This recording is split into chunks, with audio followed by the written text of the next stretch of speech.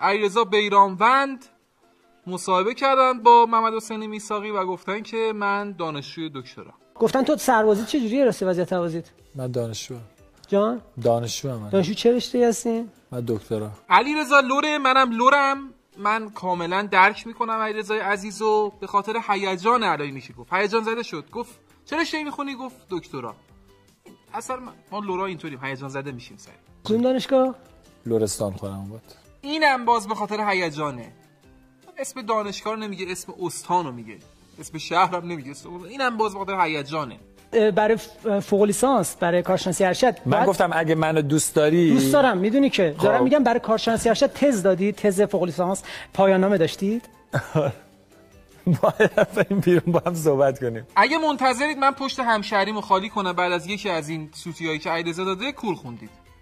آقا اینم به خاطر هیجان دیگه. حالا پایان نامه و تز و اینا هم نمیدونه چیه. مگه شما میدونید چیه؟ الان من خود من عمران خوندم، به خدا 2 تا آجر بلد نیستم رو هم بذارم.